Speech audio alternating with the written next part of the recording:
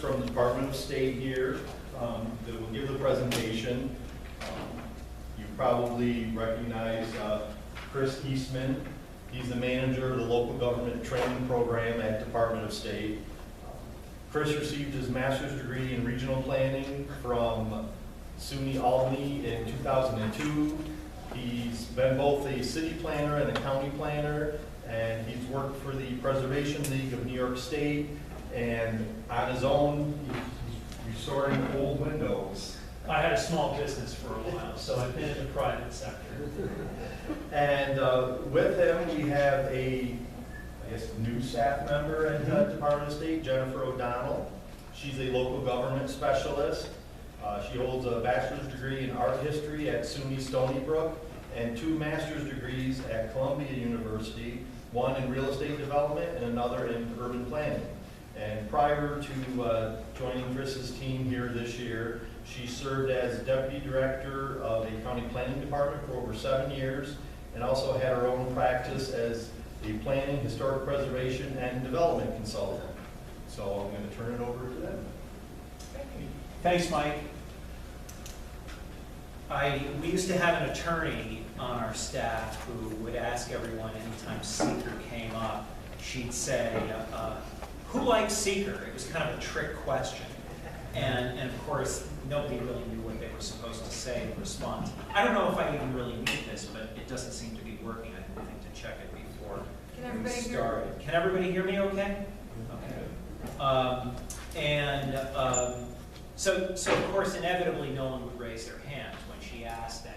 And then she'd say, well, neither do I. And Jennifer and I were talking about about SEQRA just before we came up here. We were talking about it kind of broadly, and she has some tips for you, having worked a little closer to the street than I've been for the last 12 years or so, since that's how long I've been in the Department of State. And she was in the private sector, so she's been closer to projects than I have for a long time. And I kind of know academically from working with Department of Environmental Conservation staff, the last time there were major changes to the state environmental quality review process, and that was in 2012 when the new forms were released. And there were a number of people who at that time said, they simplified it for me, and I felt like working with the DEC staff at that time, I got to understand it better than I had for years before when I struggled with SEQRA. It's supposed to be a relatively simple thing, but unfortunately it's become more complicated because it's one of those pieces of legislation that has attempted to please a lot of people. There are lots of constituents who have a stake in the state environmental quality review process, and because it's not that prescriptive, it's a little open-ended, it's become challenging for a lot of people, and we'll get into that. So that's just a little bit of an introduction. About 22 states have similar reviews. The State Environmental Quality Review Act was first enacted in the 1970s, around the same time as the National Environmental Policy Act, or NEPA, the Clean Water Act, the Clean Air Act. There was state planning legislation or model federal planning legislation that was discussed in those years. It was a time of great concern at the federal level for cleaning up the environment, and kind of the heyday, the 1970s and 80s, for planning. There was lots of strides made in the profession of planning in those years. And there are states that have regulations similar to SEQRA that are far more prescriptive than the State Environmental Quality Review Act, so arguably some find those a little easier to work with. I'll just stop for a minute.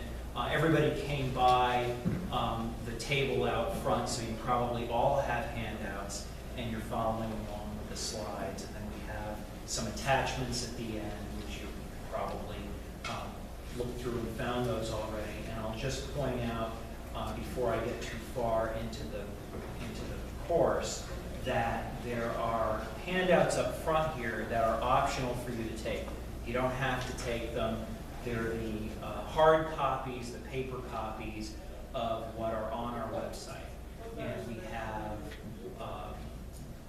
those and many other publications, James A. Coon Technical Series publications, on the Department of State's website. So take a hard copy if you don't have a good way of downloading those forms from our website. I forgot to take the order form though, so you can always give us a call if you don't have, if you want an order form, you don't have a good way of accessing the list, our James A. Coon Technical Series publications. Jennifer just pointed to me a note that she had. She has written down housekeeping and who is in the audience. And that's something we often ask. We want to know who our audience is. I can guess. I know there are a couple municipal staff in the audience, but I'll just ask for the breakdown. How many members of planning boards in the audience? That's the majority of you. And how about zoning boards of appeals? Not quite a quarter of the audience. And I do know they're municipal staff, but how about the municipal staff? Oh, okay, a few more than I realized.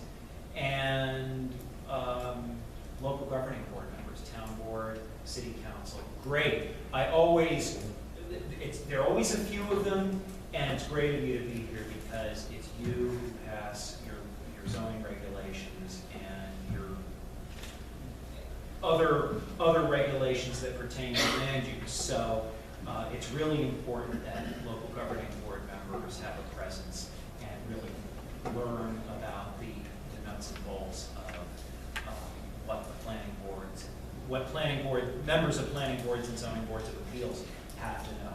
So I've kind of introduced SEQRA already. Our colleagues at the Department of Environmental Conservation, a couple times that I saw this course and couldn't really, it didn't all sink in for me the first 4 times or so that I heard it.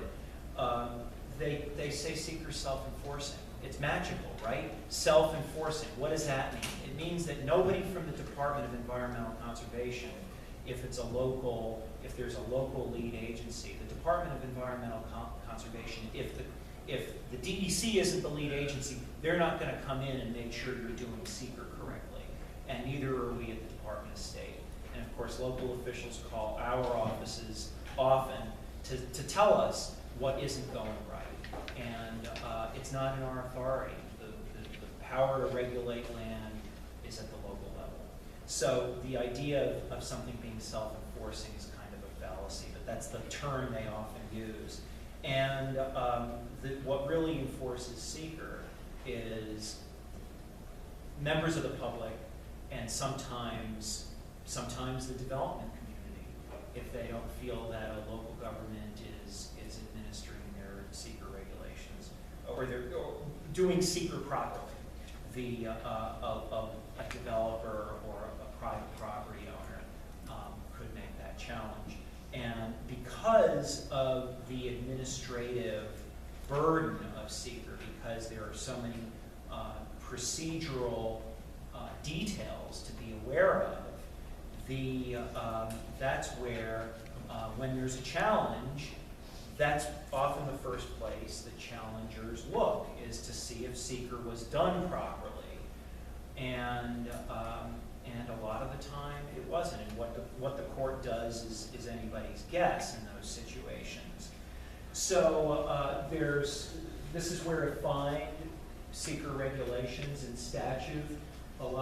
It's in environmental conservation law, and a lot of the time you'll hear the SEQRA regulations referred to as Part 617. So if you want to find the regulations themselves, and I encourage everyone to have some kind of access to them. I have a hard copy of them, and I often just do a search on SEQRA regulations, because the regulations themselves, believe it or not, this behemoth of regulation and case law. That's the other point I wanted to make about court cases, is there's a lot of SEQRA case law. When you look at case law pertaining to land use regulation, the cases involving SEQRA are numerous.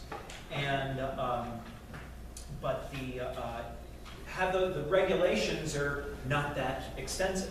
So it's good to actually have those to refer to when you need them, and certainly the type 1, type 2 action.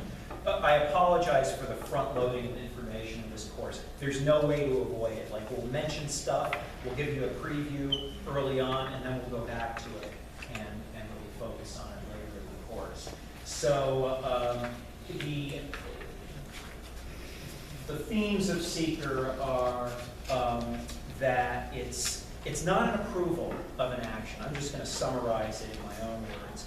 It's not approval of actions, or projects for that matter, but an assessment and mitigation of potential effects. And so it's triggered by discretionary actions, and we'll talk about what discretionary actions are a little later on. There's coordination is something that's highly encouraged in the process, and of course, mitigation of adverse impacts. And one of my colleagues added the point that the state court system is the enforcement mechanism. So what's the purpose of SEQRA? There are a few themes and a few things that I'll bring up a couple times. If you don't remember anything about what we say tonight except for 3 points, I think there are 3 that I often make, and I'll highlight those in particular. But one thing to remember, it's kind of a SEQRA theme: incorporate at the earliest possible time in the project's development the consideration of the environment. That's a SEQRA theme. So if you're wondering when do you do SEQRA, it's at the earliest possible time in the project. And what are environmental factors? You can imagine what environmental factors are. They're what are obvious to us, and we'll go over this in greater detail later in the course, but just by the photos here are illustrating wetlands, endangered species, that's the bog turtle, community character, and human health. So those all factor in among environmental factors. And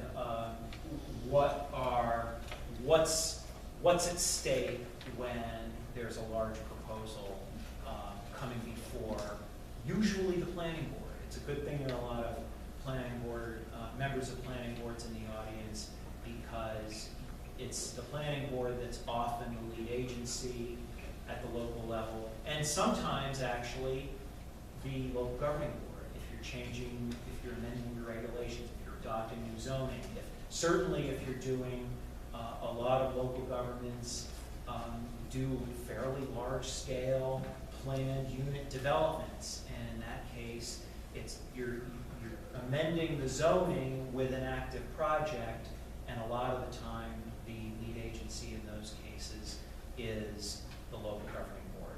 And sometimes the local governing board doesn't want to be the lead agency. It wants the planning board to be the lead agency because it's that responsibility. We'll talk about what a lead agency is. Some of you might not know. Oh, another one of the survey questions I asked early in the course. I'm a little rusty because we don't do a lot of training in the summer, so I'm just starting up for the fall. It's almost like fall semester's just started.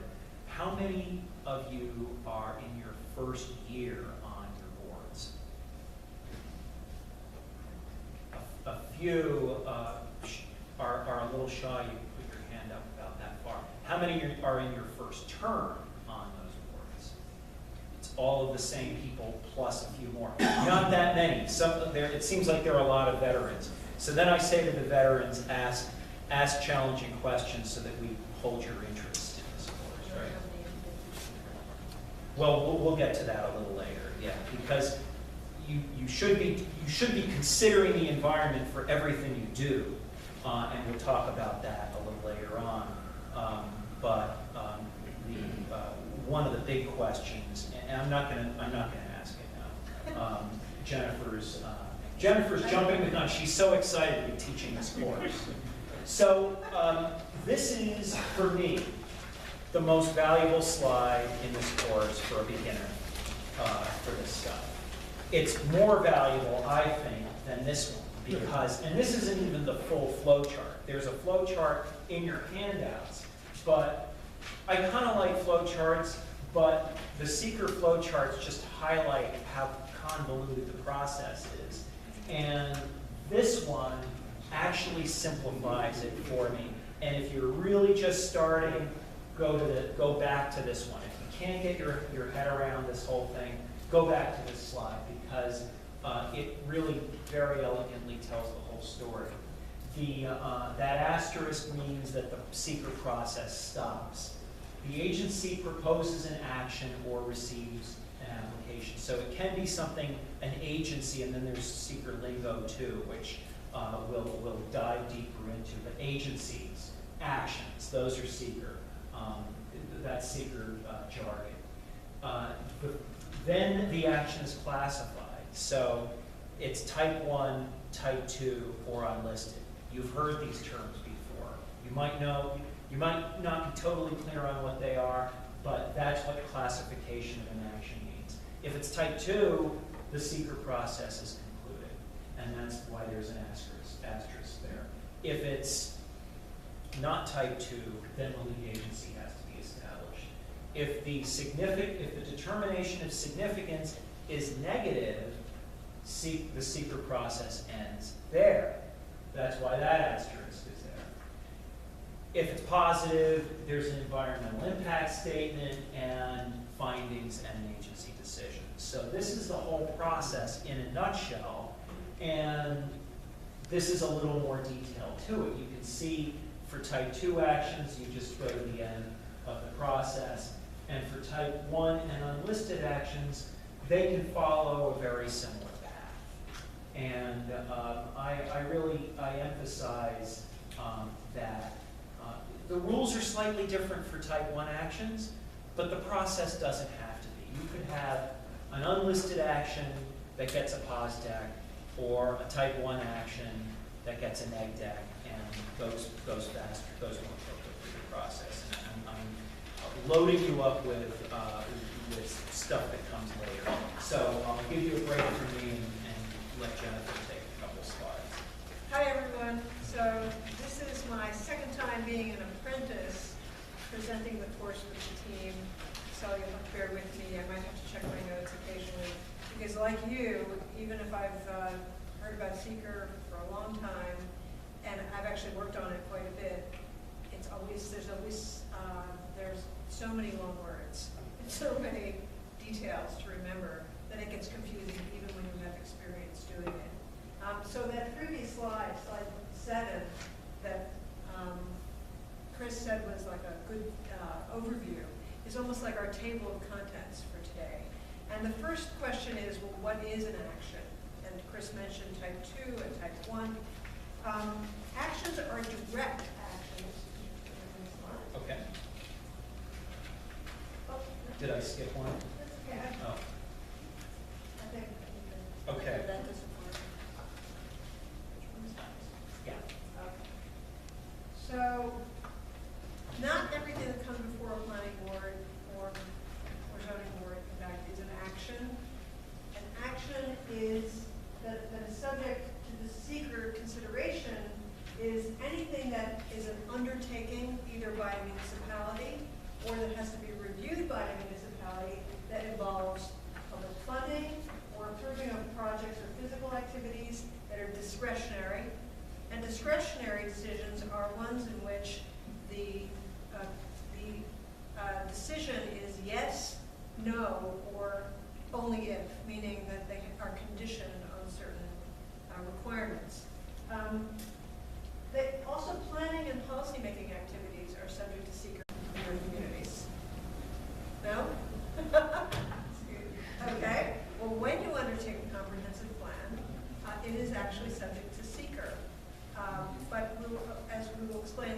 actually go all the way through to an environmental impact statement. But why do you think that a comprehensive plan might require SEQRA, a review? Anyone? Or zoning, for example? Any guesses? Well, the word comprehensive helps us think about this. It has the potential to significantly alter the way land is used in community. And so it is subject to SEQRA, and that is a good way of understanding SEQRA, that potential impact on the environment is something that needs to be understood and considered. So that includes zoning, planning, and other large plans that involve an entire community area. So a discretionary act is different from a ministerial act. Also adopting rules, regulations, and procedures where they may have an impact on land use, significant impact on land use, or any combination of the above. Now, how is a discretionary action different from a ministerial action, which does not require SEQRA review? I'm sorry, SEQRA. It's redundant. I'm sorry. To stop myself. The word review is in SEQRA, State Environmental Quality Review. So when we say SEQRA review, we're a little bit redundant. So a ministerial action is one in which there's simply an approval that's required that's that doesn't require any kind of judgment by someone. For example, give an example. Ministerial. Issuing a building Yeah. permit. Okay.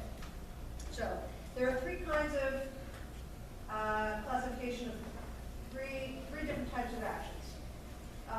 The way that we like to think of it is that the ones that have the least impact go first. That's why type 2 comes before type 1. Type 2 are actions that are actually listed in the law, and in the back of your handout, there is on page 15 of 44, you're going to see a list of type 2 actions. And in fact, you're going to see ones that are underlined, because as we're going to tell you later, there's been a revision to the law, and they've added 17 new categories, which is why you see, for example, number 4, that used to be in brackets number 3. If you see that halfway down the page. So actually it's a good thing that these were added, because these new 17 classifications are additional projects that don't require review. And a good way of thinking about that, I'll explain in the next slide. Type 1 actions are actions that do require review and are very likely to go to an environmental impact statement. Those are also listed in the law. You have those also in that handout that we gave you. When you're doing a type 2 action, even though it doesn't require a review, it's very important that the agency makes a note to the file when they make that decision that it's a type 2 action, when they determine that it's a type 2 action, because you don't want to get accused of not doing SEQRA. So what you do is you actually make a note to the file that you've actually completed the SEQRA process by determining that it was a type 2 action based on the list that's here. So type 2, no further review is required. Type 1 must coordinate with other involved agencies, and we'll explain exactly what an involved agency is. And you must use the full environmental assessment form, and we're going to get into how that looks as well. Finally, unlisted actions are those that fall between the cracks. They're not on the list of 1 or 2, and they have the potential for having significant adverse environmental impact. You're going to hear that phrase over and over again. Potentially significant adverse environmental impact. 5 long jargony words. So it's very important that when you're classifying the action, that you consider the entire action, the whole action. If you don't consider the whole action, and we'll explain that as well, you could be accused of segmentation, and that comes later. So how you classify the action determines the path that your review takes.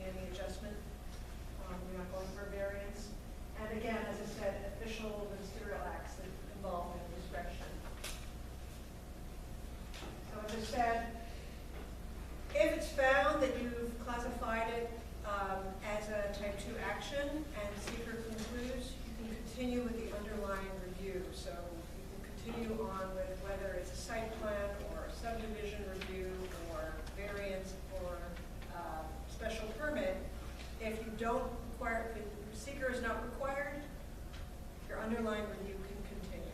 Yes, you had a question? Could you just clarify on the ministerial acts versus, well, discretionary? So our code enforcement officers in issuing building permits, are you actually saying that they're type 2 actions or that they're not subject to secret period? The latter. They're So not subject to Can you secret. state that?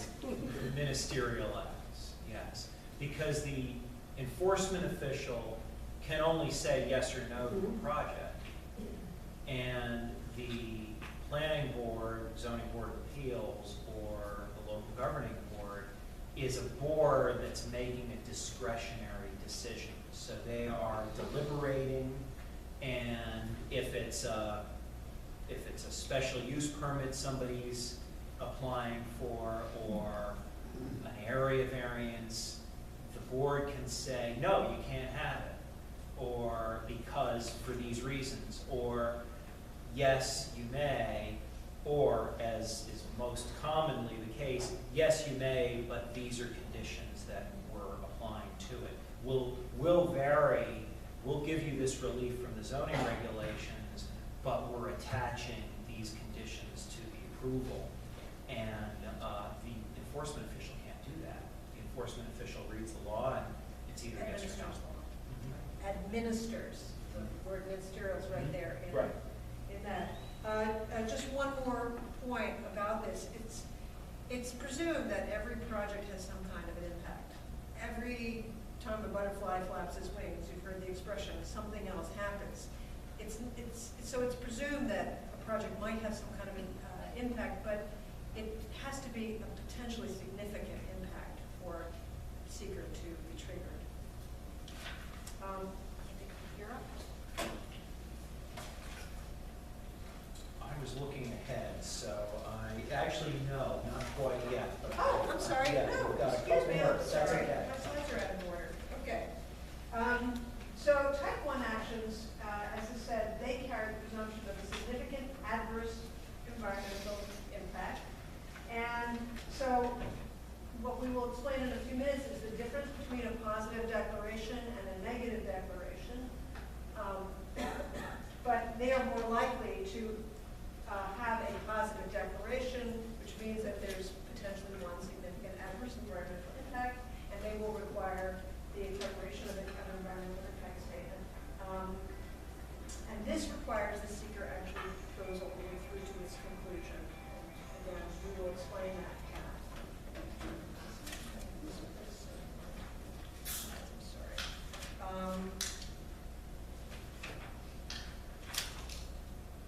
So unlisted actions, again. Are those that are not on either list, Yeah, not on as you either could list. guess? And the governing board, and this is something that I wanted to ask you earlier when we were talking, they can supplement type 1 or type 2 actions by actually passing a local law. Better than a resolution, it has more effect because it's filed with the Department of State, with us. But they can actually add to that list. But if they add to that list, for example, they say, in our community, we have these actions on a type 2 list, that doesn't mean that if there's another agency that's working with them and they disagree with that, that they're bound to that. They can challenge that and they can say, no, we would like to have, we think this is a type 1 or unlisted action, and they may challenge that. Okay. So and one thing to remember there is that although they can, local government can add to its type 1 or type 2 list, it can't take type 1 or type 2 actions away from those lists. Those that are on those lists have to stay. So, and I don't think a lot of local governments actually take advantage of that ability. They just review projects as they come up and classify them. And a lot of the time, an unlisted action, and here's where I'll ask the question. How many of you have been through the full-blown SEQRA process with an environmental impact statement? One. Raise your hands Three, proudly. four? So, No, yes, there are, Well, and that is actually a larger number than we often get in audiences. But- What was the project, you guys? A proposed crematory. somewhere in the middle. What was your, Housing development is brand new housing development. how large was it? 30 houses the first time and 18 second. That's an unlisted action. Yeah. I don't think that would trigger, that wouldn't, you But wouldn't be we were required. involved, well, we did because DEC was involved, Department of Health was involved. Mhm. And how about over here? Did you raise your hand for one? Oh, just reviewing things over the years. Oh, okay, so not a full-blown environmental impact statement. One more, there were a couple people in the back. Okay, maybe not. I just wanted to also explain that one of the reasons a municipality can be more restrictive is because the law allows you to be more restrictive, but not more permissive, which is what Chris is saying. You can't take things off of a state statute, but you can add things that make it more strict. So one of the words that we've been using, SEQRA lingo, are agencies. Normally in English, agencies are the planning board, the zoning board, your local boards. The planning board, zoning boards of appeals, zoning board of appeals, or the local governing board, but in SEQRA lingo, they're agencies. And so a state or local public body, the state does SEQRA for itself. The Department of Education for schools, which are public schools and community colleges and state universities, are an extension of the state, so they're exempt from local zoning, and or they're immune from local zoning, I should say, that's the term. And the state does SEQRA for itself. If the community college were to expand, the state education department would do SEQRA for the expansion. An involved agency is one that has approval, discretionary powers to say yes or no, or only if, over the project. An interested agency is just that, one that might be affected by the project. And the lead agency is usually the one that first receives the application or proposes the action.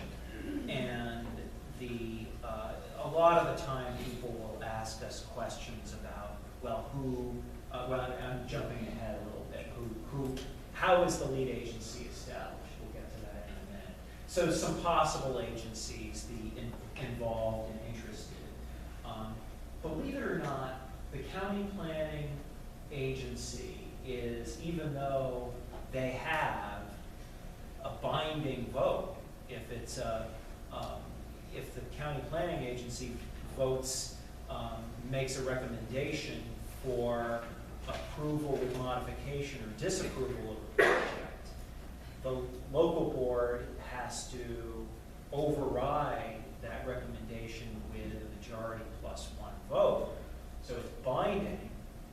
The county planning agency for the 239M review is an interested, not an involved agency. And of course, environmental management and conservation advisory councils, CACs, are considered interested agency. They're acting in an advisory capacity. But involved agencies can be those on the left side, and then of course they're those not considered SEQRA agencies for the purpose of SEQRA. Establishing, if there's only one agency, technically it's not the lead, it's just the agency, but obviously if there's only one board that has discretion over a project, then it's the lead. And if there's more than one, then it's often pretty obvious who the lead agency is, and they're not, I forget the figures, but we've asked the question of our colleagues at the DEC, how many disputes are there over lead agency? And they're relatively few. It rarely gets to the point where the DEC has to mediate who will be the lead agency in the process.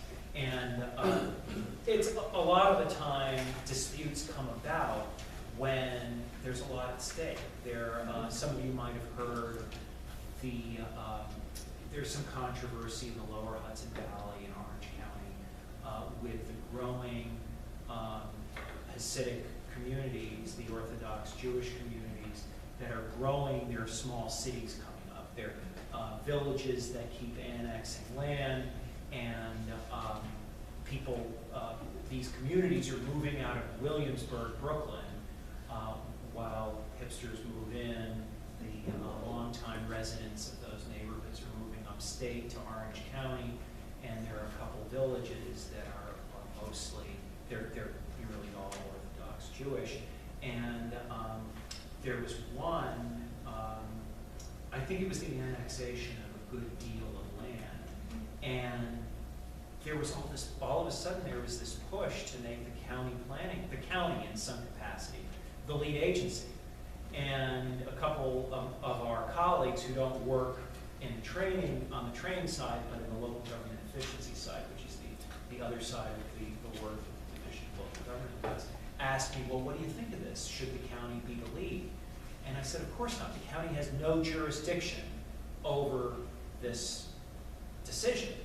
It's really, they didn't, there were a lot of people who didn't think it was fair that the village was the lead agency because it was their project and they had everything at stake, but they were the ones making the decision. So I think the DEC did come down and say the village is the lead agency in this case. And so a lot of them are fairly predictable. If you know SEQRA, what the DEC decides and helps, ideally, the DEC doesn't like to make the decision, but likes to mediate and help the disputing agencies arrive at the decision on their own. We often get those questions, but it's relatively rare that there's that dispute. So how does the lead agency get established? It's other agencies are contacted. You might have send it out by mail, by email, and let other agencies know we are going to be the lead agency in a coordinated review. And again, another term. If it's an uncoordinated review, and we'll focus on the slide a little later on, every agency just does the review on its own, and it's as simple as that. I often joke, maybe I'll seriously do this. Things that don't make sense about SEQRA, and they haven't been, the fixes are not among the amendments in the regulations that we're going to tell you about a little later on. One of them is that the lead agency must be established within 30 days, but the determination of significance must be made in 20 days. That's one of those things that don't make sense about SEQRA. It's only going to be a half-hour course, but that's one. Another one is, Jennifer touched on it earlier, the comprehensive plan. If you're doing a comprehensive plan, it's a type 1 action. That doesn't really make sense, does it?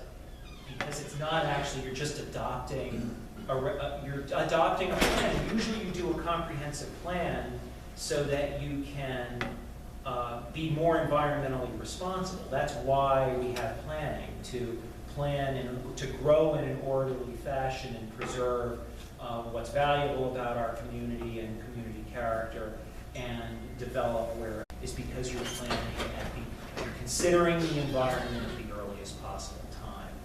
It's a slight deviation there, but the lead agency must be established within 30 days. Usually the establishment of the lead agency is not a big deal. It's an easy decision, but yet you have a month to do it. The determination of significance, which our principal attorney calls the all-important determination of significance, this is the culmination of SEQRA. The determination of significance is the decision of whether the project just goes ahead and you return to your underlying review, or whether you go through an extensive environmental impact statement process. So the determination of significance within 20 days, you have less time for that than the establishment of the lead agency. Never made a whole lot of sense to me personally.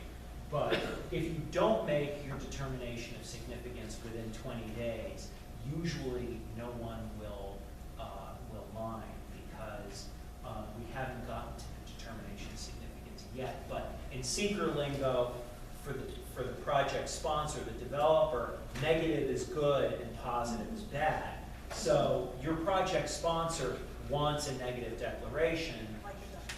and yes, and if the project sponsor has to produce a little report or a traffic study or a water quality study that's very focused on one area and not the full-blown environmental impact statement in order to get that neg deck, they're going to let you take your time making that determination of significance. So don't feel intimidated by that particular deadline. And a really important point here is that general municipal law, your 239M review, your county referral, that's totally separate from the SEQRA process and need not be concluded prior to that comes later. What the county receives is part one of the EAF. What the project sponsor has submitted to the lead agency, what the lead agency got is what the county receives. The county doesn't necessarily have to hear what the ultimate outcome of the SEQRA process was.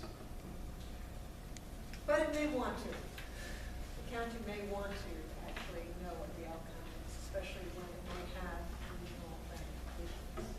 But it's a separate process. And you won't find what I just told you about part one of the EAF being the only section of the EAF that has to go to the county planning agency. That's nowhere in the SEQRA regulations or in statute. It came out of a case called the matter of Batavia First versus the town of Batavia. And the county receives only part one of the EAF for its 239M review because the local board has no more information than part one to make its decision. But of course, yes, for a county, a regional impact, the county will be interested in the outcome of SEQRA. It's an interested agency. So Chris mentioned Orange County. I'm from Ulster County. In fact, we did have the DEC rule that they would become the lead agency on a project because there was such significant endangered species involved. It was the Indiana bat, and it was in a karst aquifer area where these bats were residing. And the DEC took very, very significant interest in that and became lead agency. And in that case, the county was very much involved because with professional planners on staff, we were able to help guide the process and work with the town. So they ruled for that very specific reason that they would be the lead agency. So this is just an intro slide. We're now going to talk a little bit about the review process. As we mentioned earlier, the underlying reviews cannot conclude until SEQRA concludes. So until there's an actual completion of that process, site plans and subdivisions and so on cannot actually receive their decision from the local board. So we now know what SEQRA is, what's subject to SEQRA, and who are the players, who are the involved and interested agencies. And all agencies must stop. All the agencies that are undergoing a project must stop until the SEQRA review. So that's what the yield sign is intended to explain. So a complete application, essentially, local submission requirements have to be satisfied for type 1. And unlisted actions have to either receive a negative declaration or a positive declaration that the DEIS was satisfactory. That's what constitutes a complete application in these cases. So for NEGDEC, it means you basically have made the decision that there will be no significant environmental impact. It's probably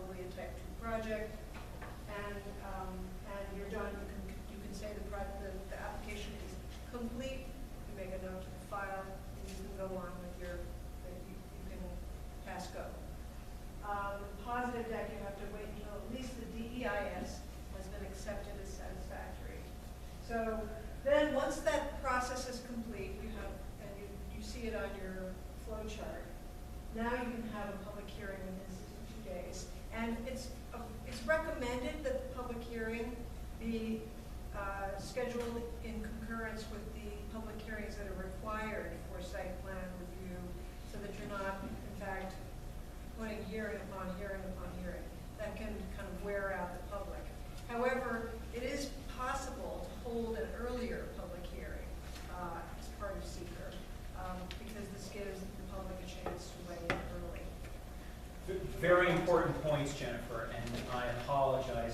I was going to go over this slide with you, Okay, informally, please. because it's so important. And The sorcerer's apprentice. I failed. I told everybody that I would mention the 3 points that you have to remember if you get nothing else out of this course. The first one is that SEQRA will never replace your local zoning regulations. It will never be more effective than your local zoning regulations. So don't try to use it don't say, oh, well, we don't have to do a comprehensive plan. We don't have to update our zoning because SEQRA will take care of it. Well, SEQRA might mitigate it, but if it's a project that nobody in the community wants, SEQRA's not going to stop it. It will mitigate the project. SEQRA is an information gathering tool, and if it's a neg deck, then you don't, if it's a type 2 action, you don't need much more information about the environment. If it's a neg deck, you only need that little bit. If it's a pause deck, you need more. So consider SEQRA a mitigation, an information gathering and mitigation tool. The other one, Jennifer made that, it was the yield sign. You have to take care of SEQRA before you go to your underlying regulations. So it'll never be better than your local zoning, and you have to take care of it before you get to your local zoning. And then this is the third one. This is a little funny, and Jennifer explained it well, but I'm just going to tell a story so that you can associate, so that you can make that connection. The people get confused with the time frames. Remember that 30 days to make to establish lead agency, 20 days to make a determination of significance. And then we've got the 62 days, the statutory timeframes. Well, those statutory timeframes don't start until SEQRA is done. So they're not overlapping, they're separate. Complete application, we talk about complete applications all the time, but notice it's in quotes. That's because the complete application in the SEQRA regulations and in site plan, I know it's in subdivision statute. It might be in special use permit and site plan statute. They mention the complete application, and they mention that the application is complete when there's a neg deck or a pause deck with a draft DIS, or I should say a draft DIS if it's a pause deck. So the application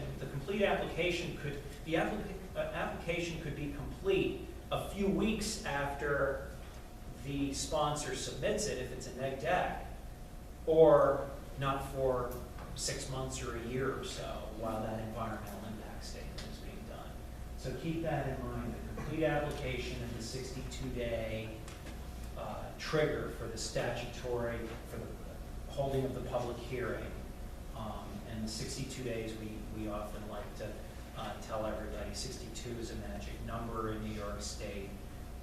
It's the time within which you have to have a public hearing after having a complete application. And it's the number of cities and counties in the state, so 62. So the next slide might be a little bit. Well, I actually wanted to tell one more story about the complete application. And that is that there's a pretty infamous case, or at least it was a few years ago, not far from where Jennifer worked. This was in Sullivan County. It's the town of Liberty versus Kittredge. Kittredge versus the town of Liberty. It was a subdivision. And the planning board decided to have a public hearing because they were trying to make a determination of significance. And so when there's a big project, this was a pretty big subdivision, so the planning board had a public hearing. And Jennifer mentioned this earlier, but it might be easier to grasp with a story. The planning board had a public hearing, and there were a few comments at the public hearing about maybe we should really make sure there are no endangered species in this section of the property, and make sure that we stay away from the wetlands, and the lots that are near the wetlands are big enough that that those places can be developed without infringing upon the wetlands. And then the planning board felt like it got all of its information, and it issued a negative declaration, and then went to work on doing the, going through with approving the subdivision. And a nearby property owner challenged the board and said, you didn't follow SEQRA procedures properly. And remember what I said right at the outset of the course. That's where you'll get caught on procedure. And that's where Jennifer's going, the next slide. And I hope I didn't jump the gun here. But the board and I presented to an audience in Sullivan County, and there were some members of the planning board that had that public hearing and approved the subdivision. And they said, yeah, we did that. Doesn't it make sense to have a public hearing before you make a determination of significance? Of course it does. But this is one of the other things about SEQRA that doesn't make a whole lot of sense to me. You want to gather as much information as you can. You don't have to have a public hearing before the determination of significance. You have to have a public hearing after the determination of significance when you have a complete application. So a lot of boards have two public hearings. If it's something that might be a pause deck and the board really wants to gather as much information as possible, they have a public hearing before they make the determination of significance. But then they have to make sure, if it's a neg deck or a pause deck, they have to have a public hearing after that determination of significance as well, so that you don't get caught in that trap. And the reason I mentioned that is because very frequently it's a way of gauging the depth, or sort of putting out when you're out on the lake and you're trying to gauge the depth. You want to sort of control for not control, but understand the depth of controversy that there might be. It makes it easier to sort of prepare what's coming. So Chris mentioned the procedures, and so there's two different types of compliance. There's the literal compliance, and that's the procedural requirement. So every I dotted, every T crossed, you can get tripped up on that, and an aggrieved party comes back and say, wait a minute, you didn't do it in the right order, you didn't do the right steps. That can actually generate a successful Article 78, meaning a suit against the seeker if it hasn't been done just according to that process. The other is substantive, and I'll talk about that. I think we'll talk about that in the next slide. So procedural requirements involve integrating with other processes, and that's critical because there may in fact be other reviews. In the other reviews, there may be elements that need to be integrated with SEQRA. Can you give an example of that? I'm not sure if I have a good example of that. Chris has more stories and examples. Other reviews, well, that have to be done with SEQRA, probably if it's there would be stormwater.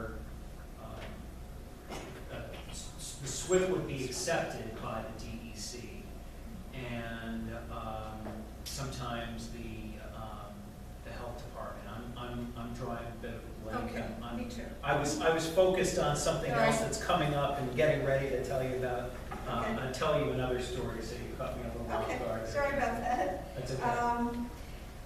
Substantive review, which is the other type of review, requires that, that in fact, all of the questions, the analytical questions that are raised by the fundamental question, will there be a significant, potentially significant adverse environmental impact, that those questions have actually been answered to the satisfaction of the review. And so,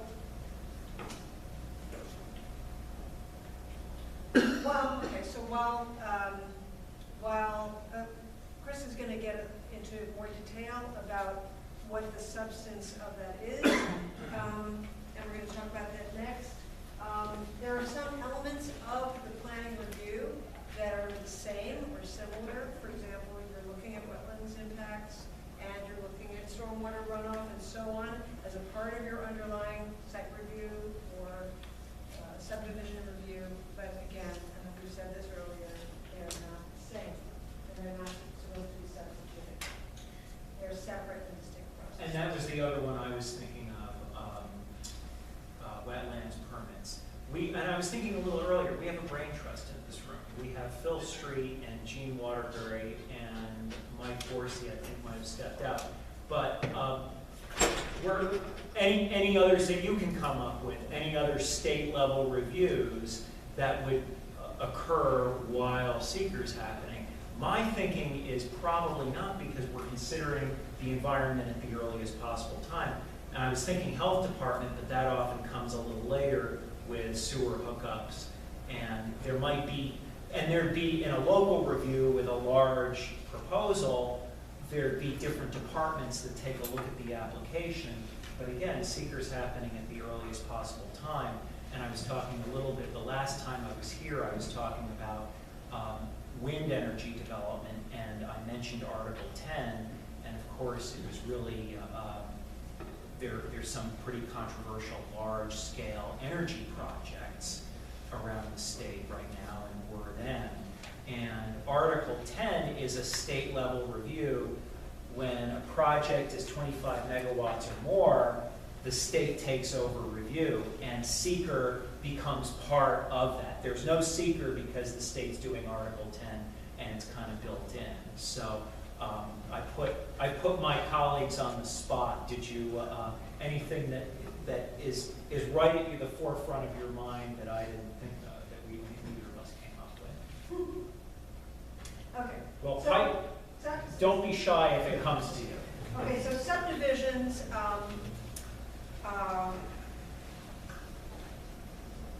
subdivision review is in particular intertwined with SEQRA because, in fact, if you look at the subdivision statutes, the enabling statute from the state law, it mentions SEQRA and the process in SEQRA.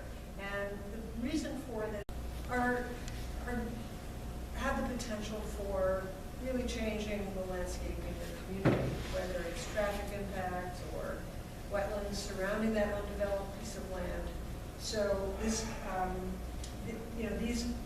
this requires that you consider the whole action. So, for example, a lot of subdivisions are built in phases, and we're going to talk about the difference between looking at the whole action and looking at segmentation, looking at a process in a segmented way, which is not allowed under SEQRA. If you, for example, really only reveal that you're doing a phase one or one area, and you don't mention that you're going to be doing a whole other section of a subdivision later on, you're not taking into account the whole action.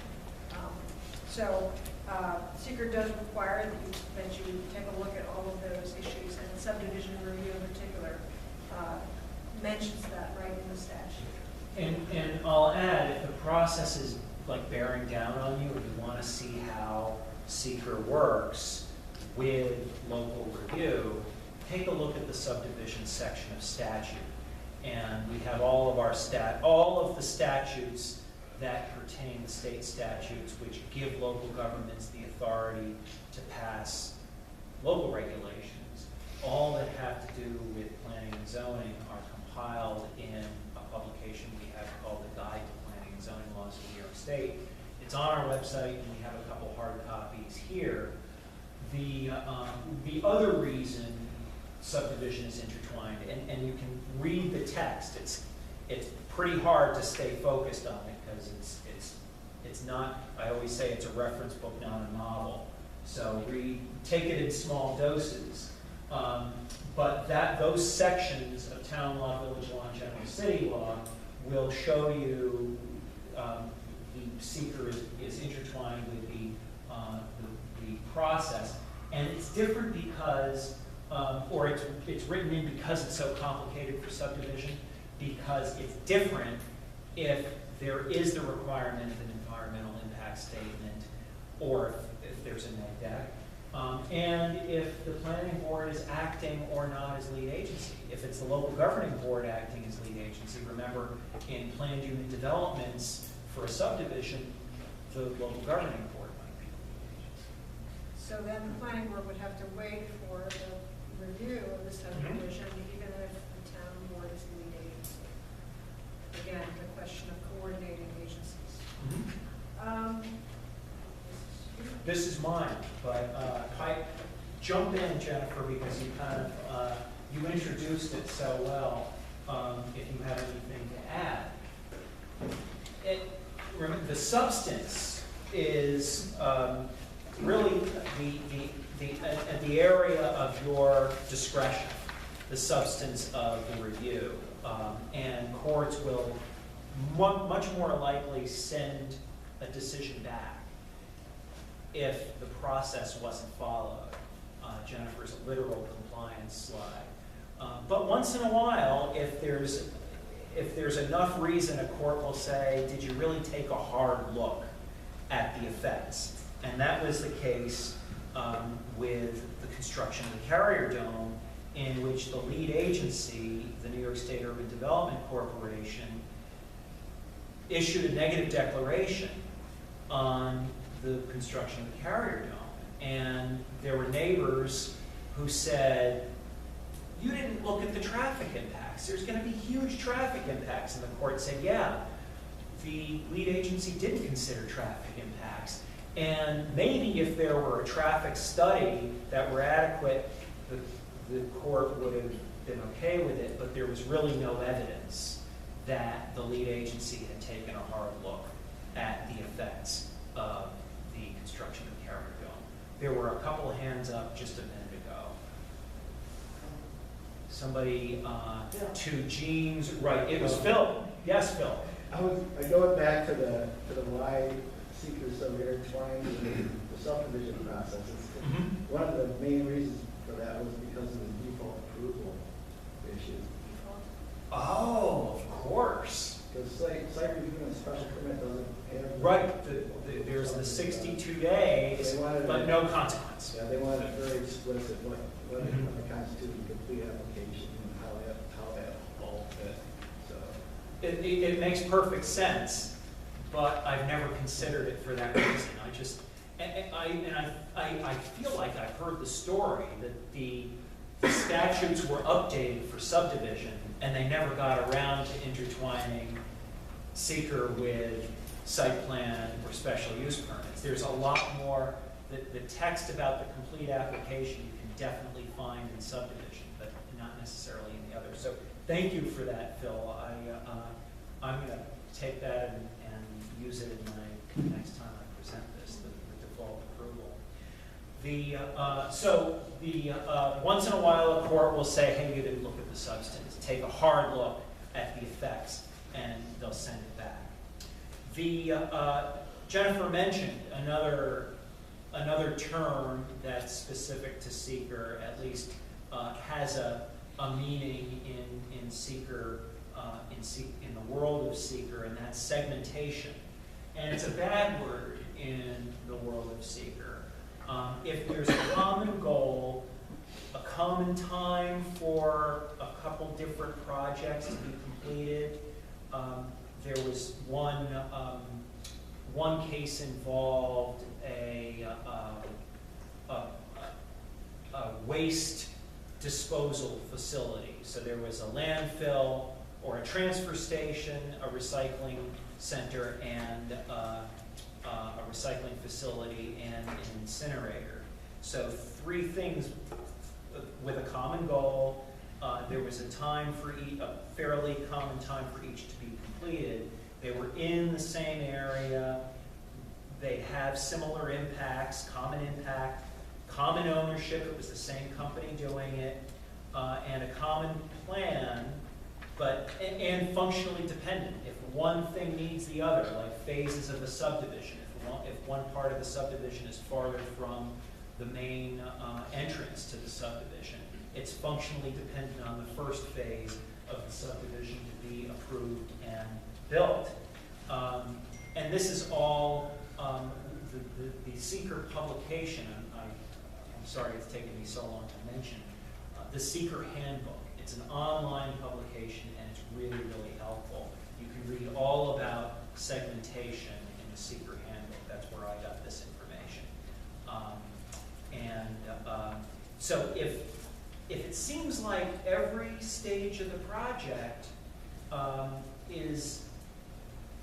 there's all that, there are all those similarities, there's all that commonality, and the dependency that one phase needs an earlier phase to be completed, then if they're reviewed separately, that could be considered segmentation. You're segmenting the project, the lead agency or the one of the agencies, any of the agencies.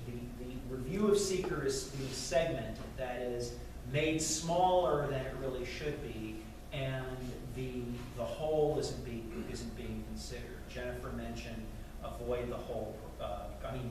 review the whole project, avoid segmentation. So just a couple cases, because reviewing what might seem like one big project in smaller pieces is okay if future plans are speculative and may not occur, and they're functionally independent. I mentioned the waste facility. The transfer station was totally independent from the recycling portion, and the incinerator was not at all dependent on either of the other parts of that project. So the court decided in that case that it was the DEC actually reviewing it. It was not segmentation. In another case, the Village of Westbury on Long Island versus the New York Department of Transportation, DOT issued a NECDEC on a new highway interchange, and the court found a link to the new interchange and the widening of the Northern State Parkway. Those 2 projects were linked in an effort to alleviate traffic. So, and you know what happens a lot of the time when road capacity is increased, the result is more traffic. So in that case, the DOT was found to have segmented that project. In another, the Skodak Concerned Citizens versus the town of Skodak, a warehouse that was going to serve 23 supermarkets was being considered, and the environmental impact statement didn't consider the impact of the 23 supermarkets. The court said whether those 23 supermarkets are built or not is speculative. They were just planned, and it was, of course, beyond the scope of the warehouse in the town of Skodak, because each of the municipalities that was host to each of the future supermarkets would review the supermarket individually. One final example of segmentation was in the town of Amenia, when the town board rezoned, I think, residential property for light or for heavy industrial. It might have been, maybe it was business commercial. In any case, it was zoned to allow mining, and the town, I think the town board issued a negative declaration. Another group of concerned citizens, it was a concerned citizens case, challenged the town and said that it was segmentation. When you're rezoning for something, and this goes back to considering the environment at the earliest possible time, when you're rezoning for something, you've got to expect that it's going to happen. You should be considering the possibility that it will be built. Which is why comprehensive plans and zoning are subject to SEQRA, even if they don't end up having an environmental impact statement. Because despite all these examples you've seen, most of the cases that we look at that challenge, a lot of them are concerned citizens. And concerned citizens are the ones that are going to come out and try to identify every potential significant adverse environmental impact. And sometimes, if someone wants to pull a fast one and develop a project without all of that involvement and all that controversy, they may attempt, and we've all seen this, to hide another element of the project that could in fact have that potential adverse environmental impact. So segmentation is a threat in terms of procedure that concerned citizens bring to the table when looking at a project and saying, you're not looking at the whole action, you didn't take a hard look at everything. So they're basically threatening, and this happens frequently, we've all heard about this, they're threatening an Article 78 even before the project is reviewed.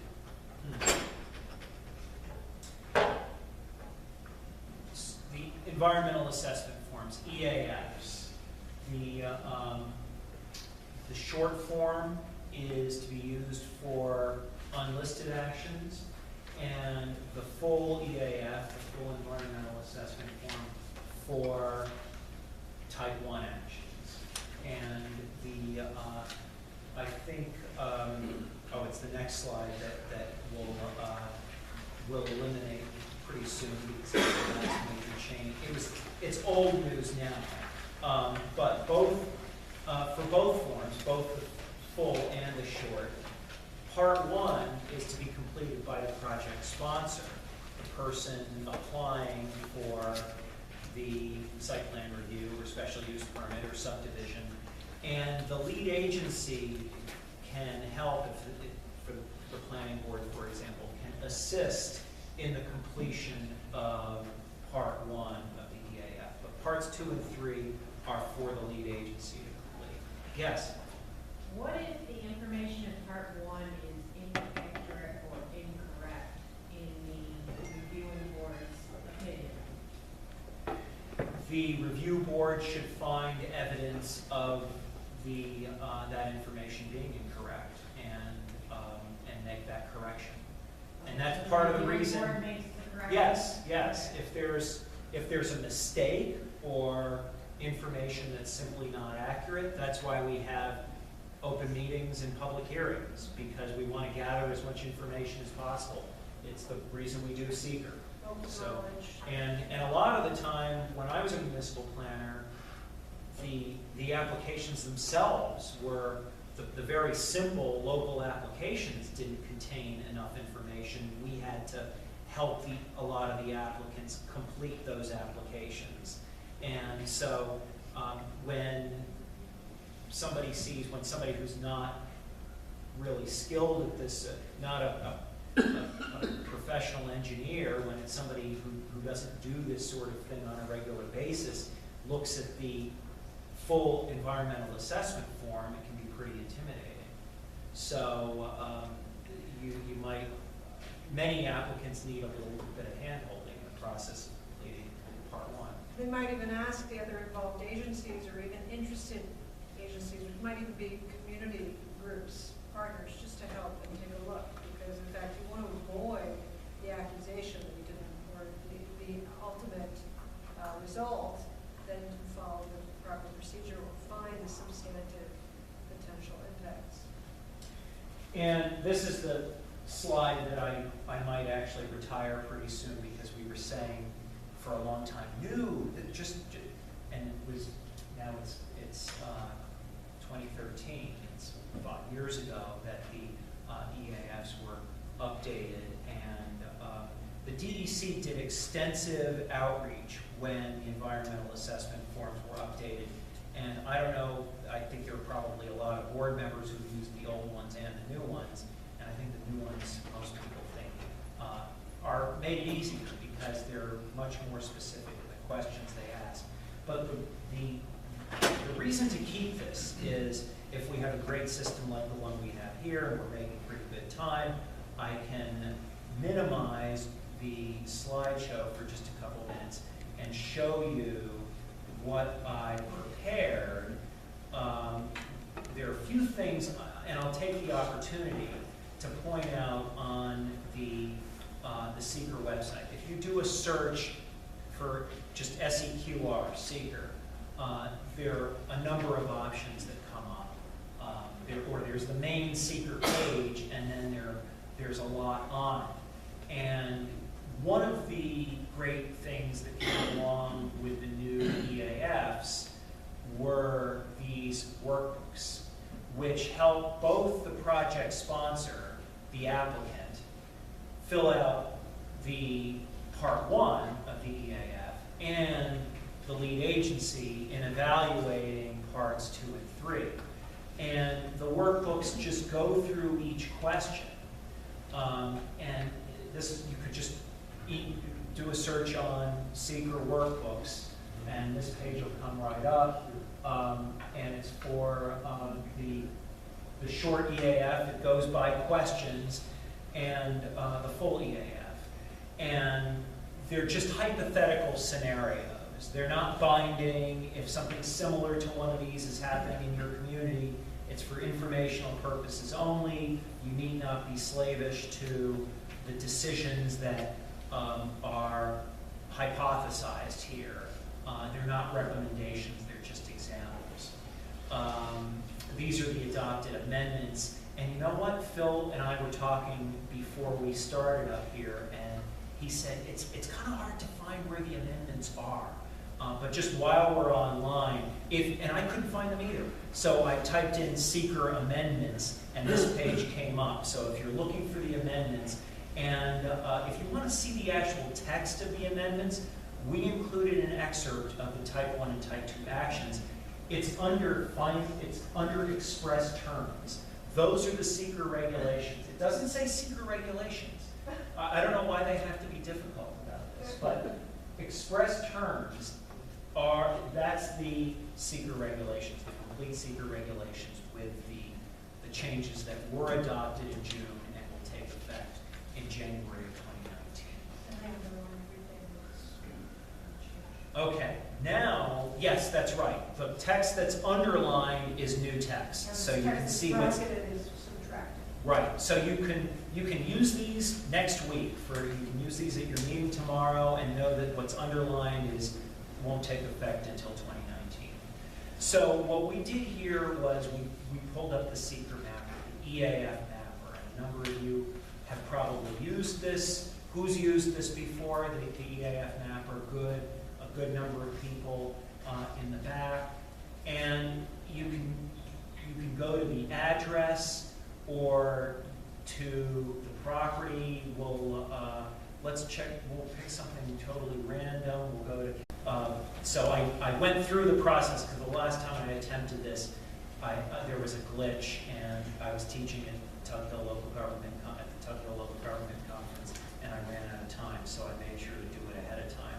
So we can just pick a town and go to that town, and it's a rural part of Cattaraugus County, and we can draw the site or select a tax parcel, zoom in, and I highly encourage you to just kind of do this on your own. Oops, see, this is why I prepared it earlier.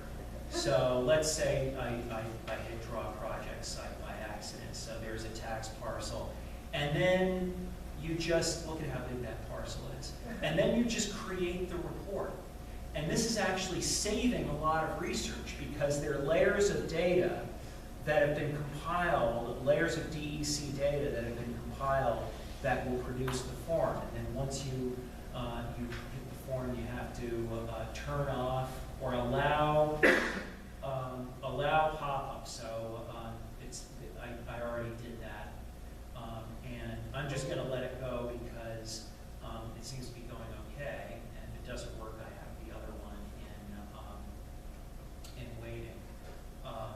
And produce a report, a PDF, which I can show you because we don't have to wait. Yes, Jim? While this is generating the report, as a consultant, I found it was made the process much easier because when working with a developer, even if we didn't have to undergo SEQR, it gave us a lot of information about our site that was very helpful.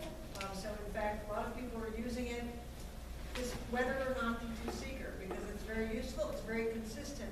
And as a board, when you're reviewing, you're receiving much more consistent information, which goes back to your question about, are we able to evaluate it? When you go to this, it really helps you understand each application is, if they're using this, it's That's consistent. usually where I'm finding the conflicting information. Oh, really? Yeah. They Now, have, where you know, fill out the form without going to this site. Right. And then I go to the site with the information and kick it up and it's conflicting. So you may want to turn back to the applicant and say, did you use the workbook? Oh. They don't. Okay, so But here's it's this. easier for them to actually do it than to do it the other way, is the Right. point I'm making. Yep, I agree. The large parcel that I found in Cattaraugus County is not in a critical environmental area. There's nothing listed on the state or national register of historic places, but there is a wetland nearby. Can everyone see the no and yes? Right there. Oh, and it is located in a sensitive archaeological area. I missed that one. I saw this one. No endangered species and no remediation on adjacent properties. And then there's a little map. That's where Cattaraugus County is, way out west. And then there's a summary here. So it's a pretty great tool. And it doesn't mean that you have to have a computer at your meeting. Somebody can do this separately and generate the report, and you can still print out the sheets and have a discussion, print out the EAFs and go through the questions at your meeting as you might have done before and might still do. So, and then the other one for 99 Washington Avenue in Albany, not a critical environmental area. It's not on the National Register. It is in a sensitive archaeological area, and then it's not in a 100-year floodplain, and it doesn't have any endangered species nearby. And then, but there is, gosh, this is a surprise. There are nearby properties subject to remediation. I didn't realize that. And I didn't. Floodplain. Digital mapping. I didn't think that question was answered for the other one. Is it in your floodplain? So there you have the mapping software, the EAF mapper. Yes. Now, what's the site on for that mapper? Is that this? It's on the SEQR site, but the best, you can just type in EAF mapper and it'll come right up. There was another question. How does this work with agricultural projects? Be a little more specific about agricultural projects. Manure lagoons? Well, if there's a manure lagoon being proposed and there's a nearby water body, the mapper will capture it. And in other sensitive areas, a wetland or water body, it'll come up on the mapper. And if it doesn't, then, and you know of something that should be an area that should be avoided. We haven't gotten to this point in the show yet, but there's a low threshold for a positive declaration. And I don't know a whole lot, I have to confess, about the review of large-scale waste mitigation measures on large farms. Well, And- there's municipal water down the hill, Mhm. less than a mile away from where this thing is being proposed, Mhm. but we understand that there's the right to farm Mhm. thing, Mhm.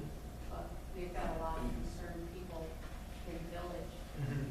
for their water quality. Well, it's, Is nothing can be done. oh, no, there's a right to farm that local regulations and in a state agricultural district, if it's in a state agricultural district, the protections for farming are even greater than the right to farm legislation. That means that local governments can't pass regulations that are burdensome to the operation of a farm.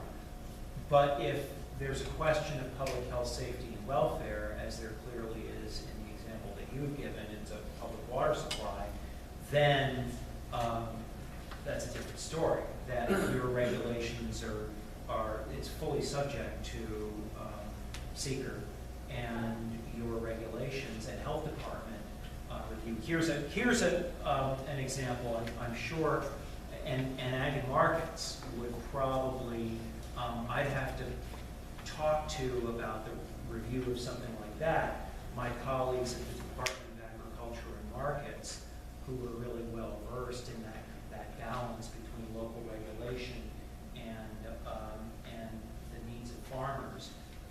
But something like that will trigger the involvement of all of those agencies.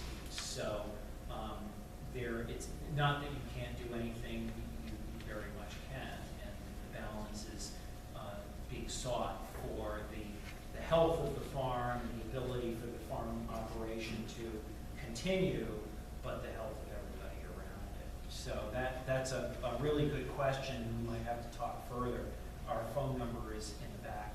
It's on the last slide. So if there are questions, call us during regular business hours. We can talk more and do a little more research. Anybody else at this point? Okay, let's go back to our course. Okay, revision update, and then coordinated review. I jumped the gun on this, or uncoordinated review. I jumped the gun on this one a little bit, but there isn't a whole lot to say. It's procedurally dense, but the idea of uncoordinated review is just that every agency reviews the application on its own. And if review has to be coordinated if it's a type 1 action. So only unlisted actions can have an uncoordinated review. So if it's on that type 1 list, the agencies have to talk and a lead agency has to be established. But if it's a project that isn't on that list, everybody can do the review themselves.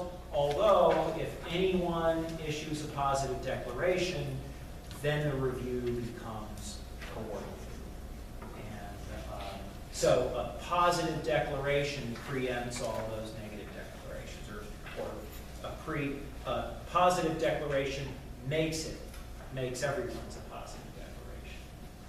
And then a coordinated review is one integrated environmental review where there's a lead agency and all the other agencies contribute information and comments that assist the lead agency in making the decision.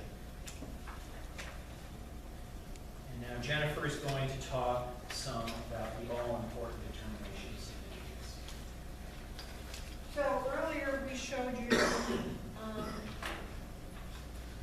a similar slide where we talked about the potential for a significant adverse environmental impact, including human health. This one actually is an example of noise, something to remember is considered in projects that needs to be considered. It is an environmental impact, so it can be. Traffic, what's this one? This next one is views might be obstructed. In this example, what is that?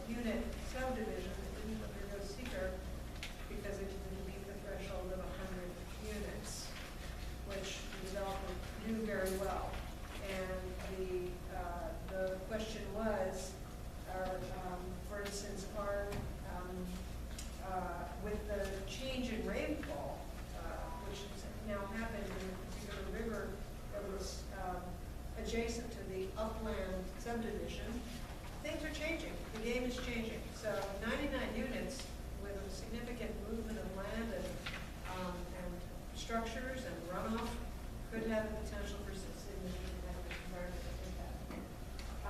So when we have a project in front of us, we need to consider all these in a sort of holistic way and think about what that might be.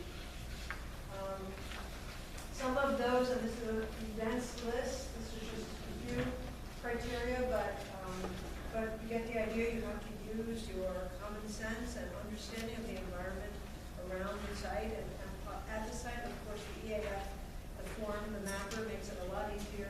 But some examples would be adverse changes to the environment, as I said, something that might cause flooding to a neighbor, or reduce a wildlife habitat, as the example of the caves that I mentioned in Rosedale, in my area, that community. A hazard to human health, such as that smokestack, or that other example that was mentioned earlier. What was it? A crematorium, right? Substantial change in use of land, such as a subdivision. Conflict with adopted community plans or goals, and then again I go back to what the comprehensive plans say, what's your zoning say, and or impairment of community character, and that has actually been upheld in the courts as a potentially significant adverse environmental impact. Another important thing when you're evaluating what the determination of significance is what is the magnitude, duration, and likelihood of an impact. So for magnitude, again, it's all about scale. If it's a localized impact, if it's something that's just an impact on the land itself, or is it an impact on a much larger area? Because, for example, in a sub-watershed, you might have impacts on the lands that are downstream. In terms of duration, short-term might be, is it just going to happen during construction? Or at the other end, is it going to have an irreversible change? For example, if it is in fact changing the flow of water, or, for example, damming up the water, would that affect whether species are able to move, whether wetlands are going to be impacted? And the likelihood, again, that's sort of like having a crystal ball, but you can refer to experts and understand, for example, in my community, a very large water bottling plant was proposed, and not only did we accuse it of segmentation, because all they talked about was the construction of the plant. This is when I was an environmental activist. We looked at the plant that was being built and said, your EAF doesn't say anything about the water source. And they were proposing to take 1/3 of the daily water supply. That was something the community said, this is likely to have a significant adverse environmental impact because we're having more and more droughts. So we got a hydrologist to look at that proposal, and they said it will probably occur that this commitment to this water bottling company would mean that to provide them with the water they needed to run their business, would very likely, because they would get precedence over the community in terms of getting their water every day, it would probably occur that there might be water shortages in the community. And we were able to, referring to an expert and an expert analysis of that, we were able to talk about the likelihood of a significant adverse event. It just occurred to me that the middle one there should probably say might occur, and probably will occur is the strongest possibility. How many times have I looked at that slide and not seen that? Okay. If anybody, I thought I heard somebody whispering in the audience, maybe somebody else caught that. Good ears. That's why I brought it up. Okay. On to the next. So here's a good example of thinking about these things in context. These are two very similar stores, they're both big box stores. On the left-hand side, you have a Target in the Nicollet Mall in Minneapolis. And that's in a downtown area. And the other one is a Walmart just outside of Albany, which is in a very sort of suburban, large shopping mall area. So these have can you give me, for example, any difference in terms of what you might consider to be impact in these two projects, what might be different impacts?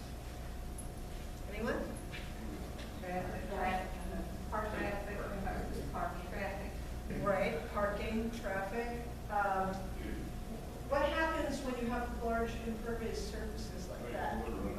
Right, water, might consider water runoff on that one. In this one, you might expect that, for instance, a lot of the public that's using it might be taking public transportation. You might also, what was that last item on the list that I said that actually upheld in the courts as an impact? Community character, right. So in this case, the big box store was very careful to make sure that its design was contextual with the historic downtown. In that case, I think that Walmart could be almost anywhere, but it's pretty clear that Minneapolis wanted to make sure that their Target store matched their idea for what their historic downtown would look like.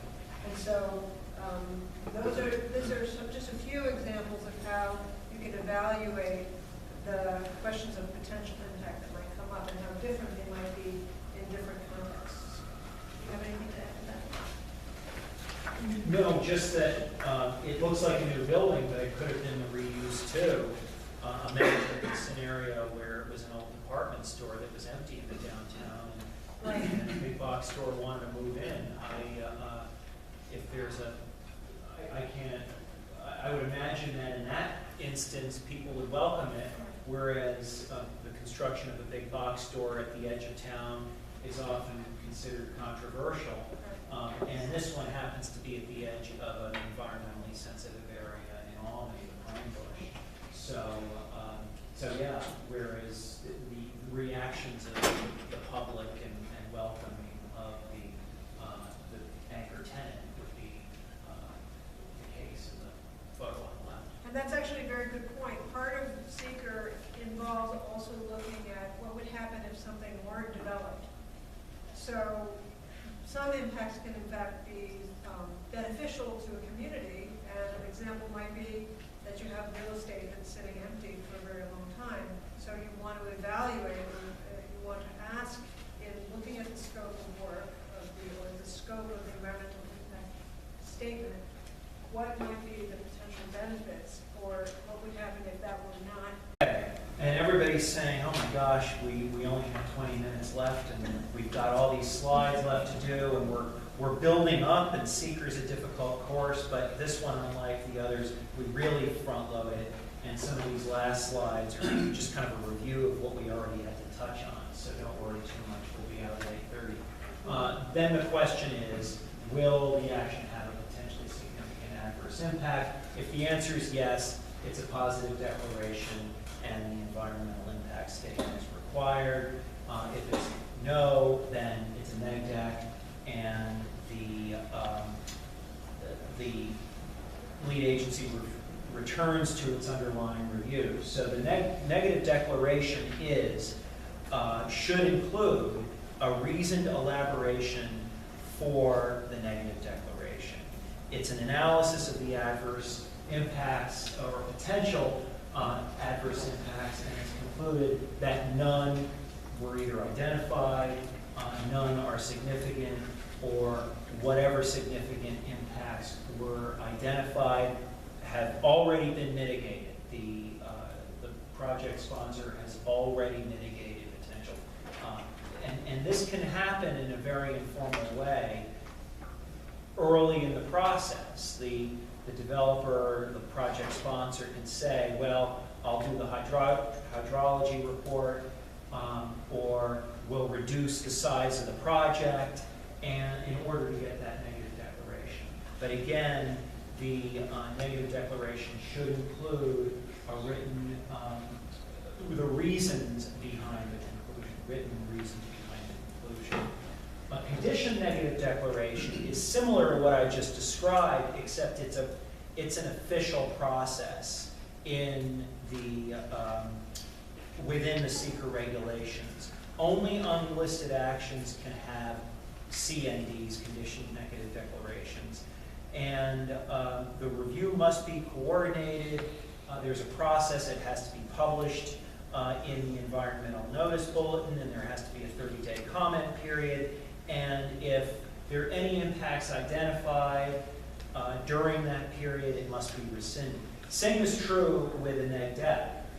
If information comes out that results in the board saying, oh, this is something that we haven't heard about, if there's new information discovered or the project changes, the negative declaration can be rescinded. But after the negative declaration, the boards go back to their underlying review. Planning boards go back to subdivision, site plan review, special use permit. The local governing board would adopt its comprehensive plan or adopt its zoning regulations, as the case may be. A positive declaration means, remember the theme of SEQRA being an information gathering tool, more information is needed. It doesn't mean the project's dead, although sometimes that happens because of the expenses involved, but the positive declaration means we need more information, and it has a low threshold. Remember that. There's no case law that says, oh, you issued a positive declaration. The court won't say, you issued a positive declaration, it should have been negative. That just hasn't, it probably will never happen. There's no case law that says that. The law is written with a low threshold for a positive declaration. And it means that at least one significant adverse environmental impact has been identified or is possible. And the purpose of an environmental impact statement, which we've been talking about for an hour now, we've mentioned it and we'll have a little focus on it here, means that, or the environmental impact statement will evaluate the impacts and propose mitigation, including, the impacts including, as Jennifer suggested, the no action alternative, and that's on the slide a little later on. So the environmental impact statement is a disclosure document. It's an analysis of impacts and proposed mitigation. And the generic environmental impact, the generic EIS, environmental impact statement, refers to a situation when there are a number of small projects that are related. And it actually, the GEIS is to expedite projects. And sometimes the comprehensive plan is adopted in conjunction with a generic environmental impact statement.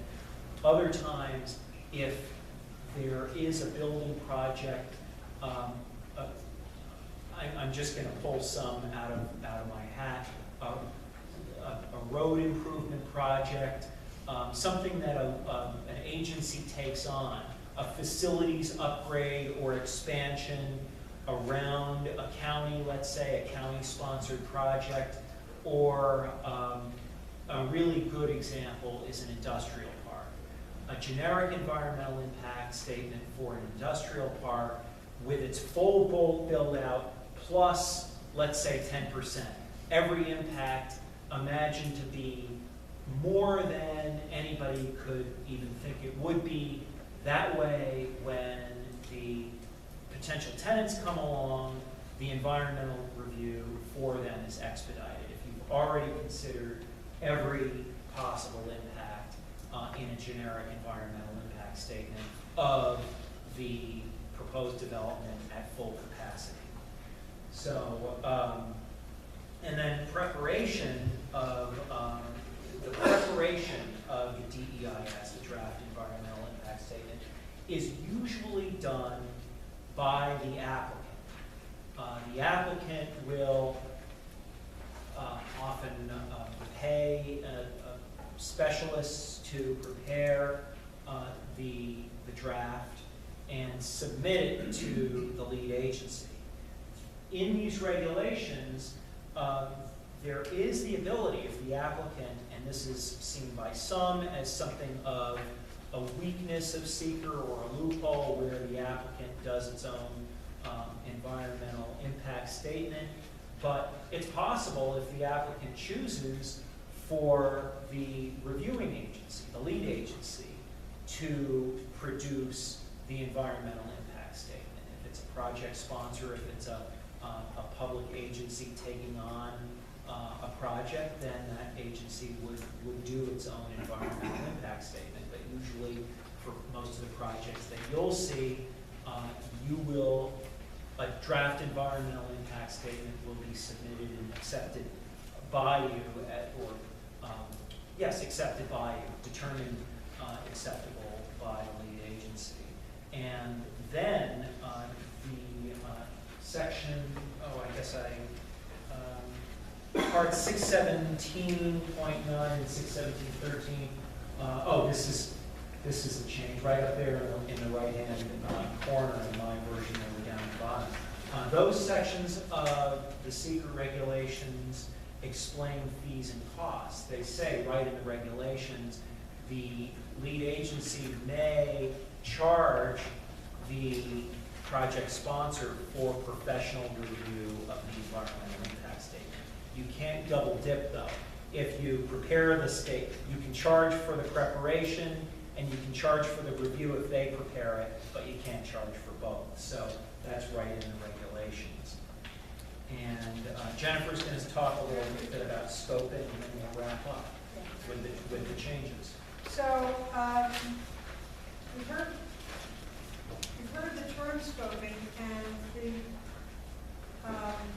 the most important thing to understand about scoping is you've all maybe seen that, or maybe you've thought about an EIS as being this document that can, fill a table, which, I've seen those times in big projects. They try to cover everything. In fact, burying the lead agency with paper. That is not the objective of an environmental impact statement. The objective is to narrow, that's why the word scoping, to narrow the list of things that actually have to be evaluated because, in fact, you have identified them in in the scope of the study as something that could have that adverse impact. So it eliminates the non-significant issues. Everyone has agreed on that, and everyone has agreed, let's get analytical and look at those specific questions that we know are important. The rest is sort of appendices, and hopefully not a table full of appendices. The most important thing, also the heart of the environmental impact study, is to identify the alternatives and the mitigation measures that have to be taken as a result of that analysis. So as we said, something like the runoff from the subdivision I mentioned earlier, that there would be the proper grading, culverts, contouring, and so on to allow for the proper drainage of that site. That would be an example of mitigation measure. So this is just the content. It's just a very simple slide. The goal is to describe the action and the location setting. Again, the gathering of information and making sure that everything is well documented and in place, to evaluate those potential impacts, to identify the potential mitigation, to look at reasonable alternatives, and then, again, I mentioned it earlier, to analyze no action alternatives, which meaning, for example, what would happen if you didn't build that industrial park or that refill that shopping center with that proposed use? Would there be a significant impact on economic development or jobs? That's me? Public hearings? Okay. So, I just wanted to mention, and we're going to come back to it, scoping will no longer be optional, and we'll talk about that. And one of the reasons for that is it really helps, it helps improve, the goal of it is to help improve the project and what gets studied and what does not necessarily need to be studied. So public hearings, as we mentioned earlier, are optional at the agency's discretion, and they should be held concurrently with other required hearings, if at all possible. It makes it a lot easier, and as mentioned, the default period, as you mentioned earlier, the default period where a project automatically gets approved if not completed, that's that 62-day magic number.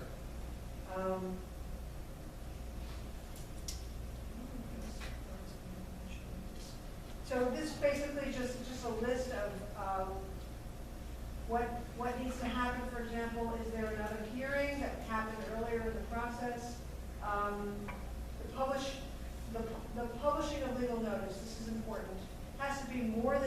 15 days prior to the hearing. That's significantly longer than other reviews that happen during land use reviews at the local level. And the hearing has to start within 15 to 60 days after the notice of completion that we mentioned earlier. And the public comment period has to stay open for at least 10 days after the close of that hearing.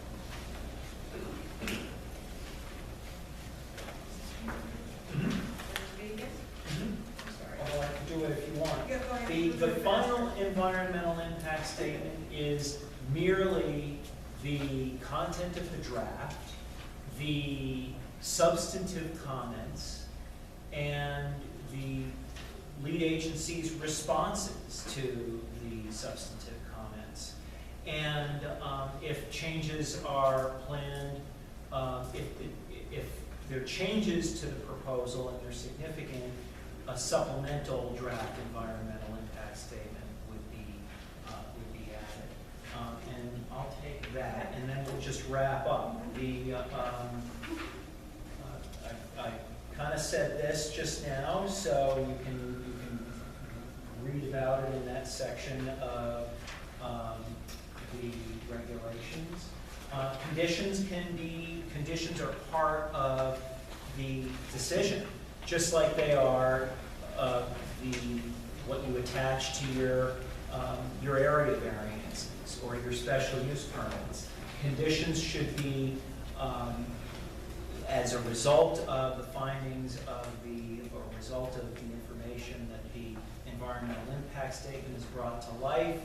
The conditions should be reasonably related to the impacts identified.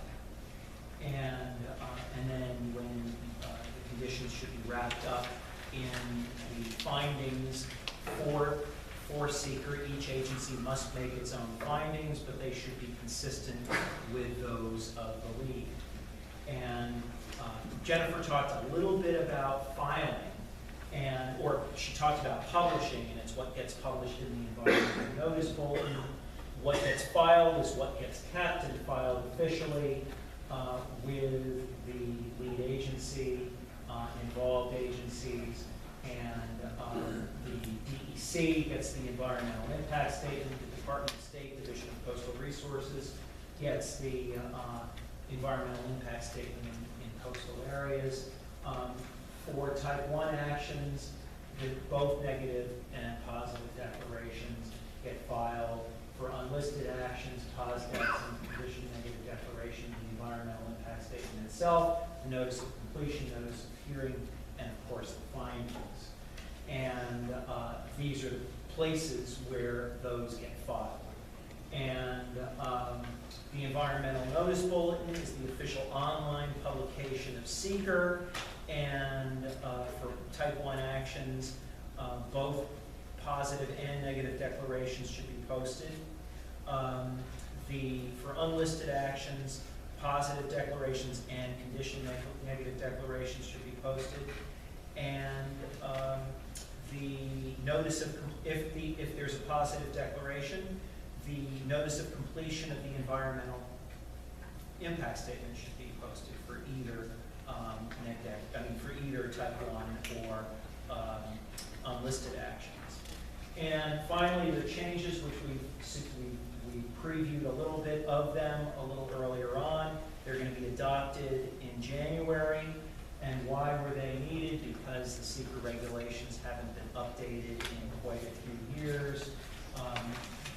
They've been discussed for a number of years, as you can see, since 2012.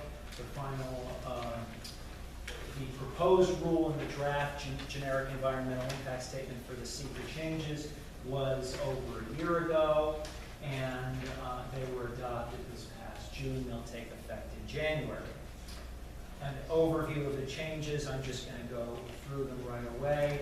And again, the type 1 and the type 2, the changes to the type 1 and type 2 lists are the ones that you should be most concerned about, and we've attached those to your packets. They're in the back of your packets.